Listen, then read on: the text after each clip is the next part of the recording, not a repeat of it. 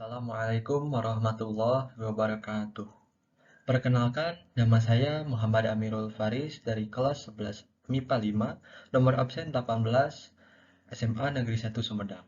Di sini saya akan mempresentasikan materi tentang sistem gerak manusia atau saya di sini akan membahas lebih tertuju ke sistem rangka manusia. Baik, untuk mempersingkat waktu, marilah kita ke slide selanjutnya. Baik, pertama-tama saya akan membahas rangka manusia itu terlebih dahulu. Pada tubuh manusia terdapat kurang lebih sekitar 206 tulang dengan bentuk dan ukuran yang tertentu. Tulang-tulang tersebut saling berhubungan satu sama lain dan membentuk rangka tubuh atau sistem rangka. Rangka pada manusia memiliki fungsi sebagai berikut.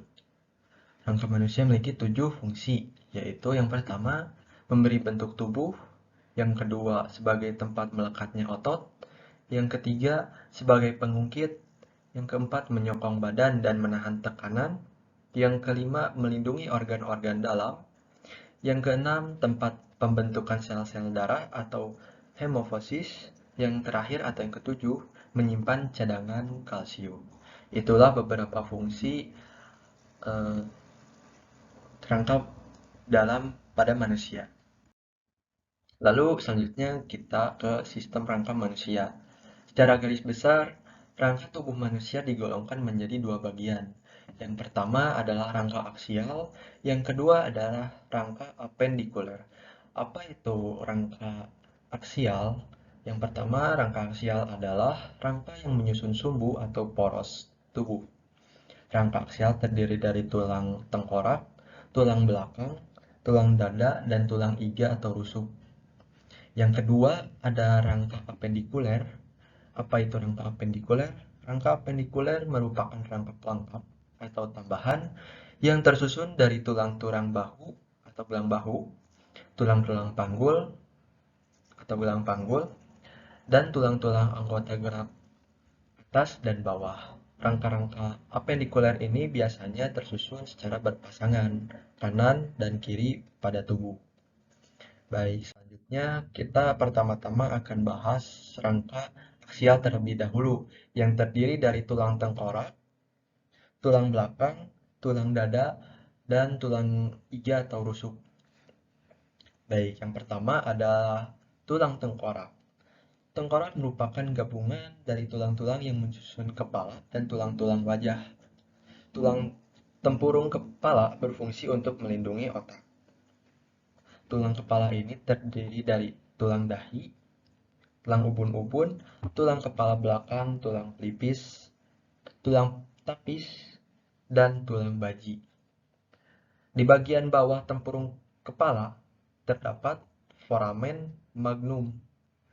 Ya, apa itu? Yaitu lubang atau rongga tempat keluarnya masuknya pembuluh darah dan saraf yang menghubungkan kepala dengan sumsum tulang belakang. Jadi sebelah belakang bawah. Lalu yang selanjutnya ada tulang belakang memanjang yang membentuk sumbu tubuh dan menopang tengkorak. Kesatuan tulang belakang membentuk huruf S yang bertumpang tindih, terdapat bantalan atau diskus sehingga kedua tulang tidak mengalami gesekan. Dengan bentuk dan susunan ini, kita dapat meredam hentakan saat berjalan, berlari, atau melompat sehingga otak yang berada di kepala terlindung dari guncangan. Tulang belakang terbagi menjadi 5 bagian, yaitu yang pertama ada tulang leher, servikal, tulang punggung, toraks atau dorsal. Yang ketiga tulang pinggang berada di bawah atau lumbar, tulang pinggul atau kelangkang, tulang sakral atau sakral. Yang kelima ada tulang ekor, koksik atau koksigal. Baik, selanjutnya kita bahas tulang rusuk atau iga atau koste. Tulang rusuk atau iga berbentuk busur melingkar. Kesatuan tulang rusuk ini membentuk kerang sangkar iga yang melindungi organ-organ penting di dalam seperti jantung, paru-paru, hati, dan sebagainya. Semua tulang rusuk menempel atau berhubungan dengan tulang belakang bagian dorsal, namun tidak semua tulang rusuk menempel pada tulang dada di depan. Tulang rusuk berjumlah 12 pasang yang terdiri atas bagian-bagian berikut. Yang pertama, ada 7 pasang tulang rusuk sejati terletak paling atas dari sangkar iga. Bagian depan tulang rusuk ini menempel pada pada tulang dada dan bagian belakangnya menempel pada tulang dorsal. Yang kedua, 3 pasang tulang rusuk palsu terletak di bawah rusuk sejati.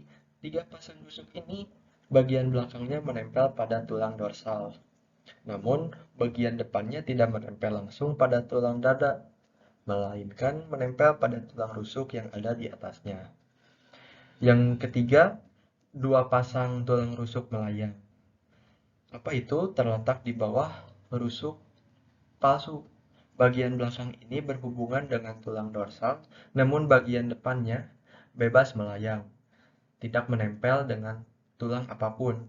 Bagian ini sangat vital karena memungkinkan untuk patah dan menusuk organ di dalamnya jika terkena benturan keras di daerah pinggang belakang.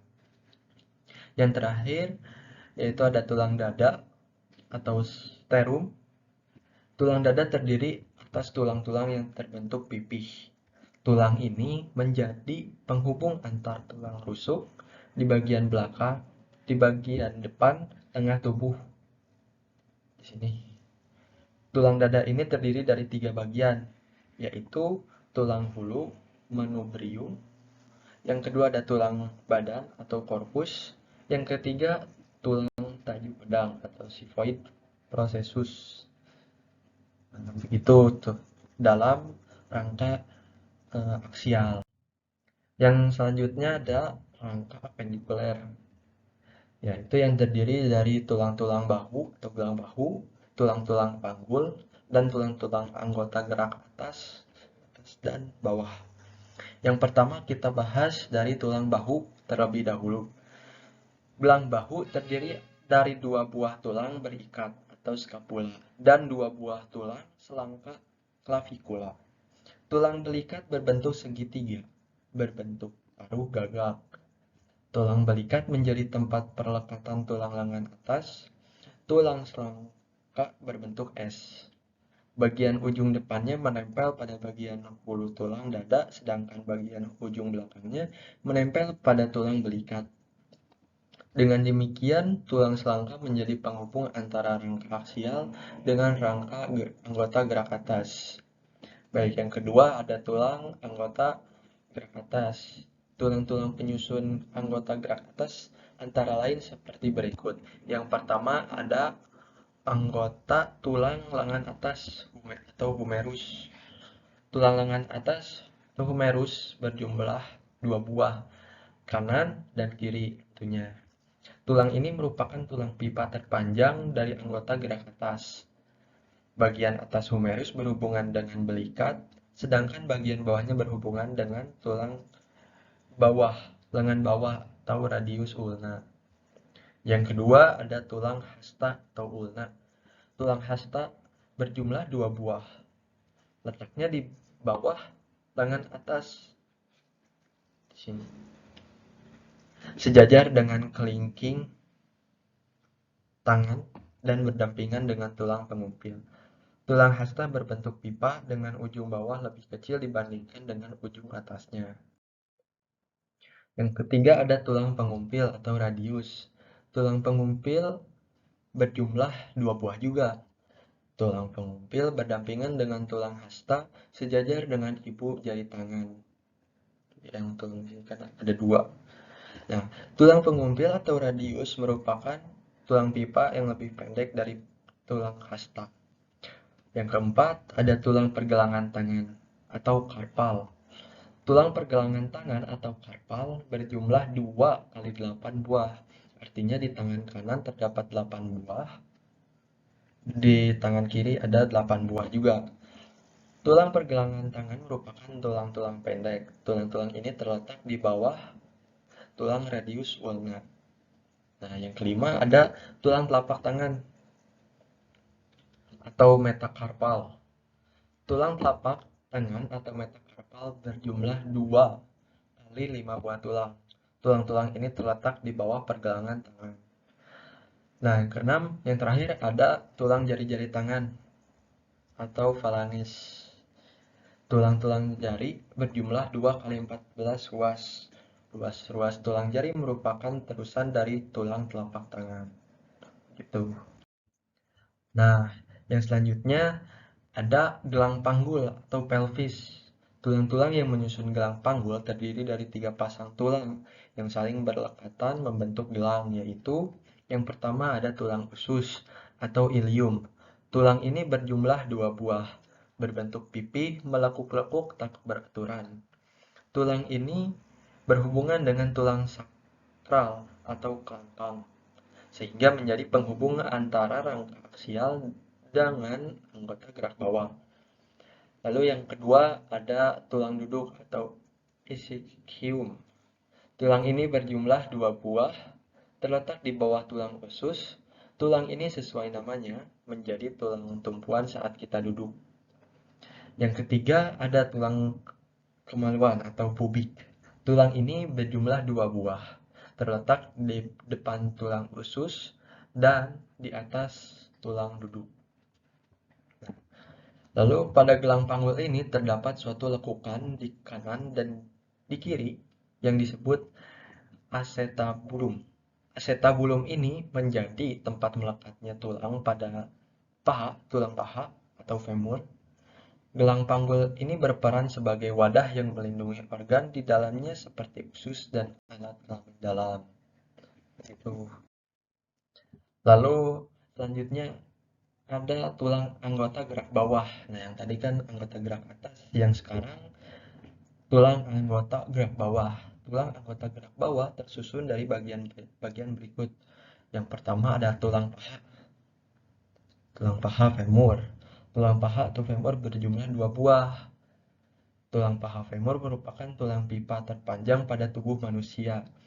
Bagian bawah tulang paha berhubungan dengan tulang betis dan tulang kering membentuk sendi lutut.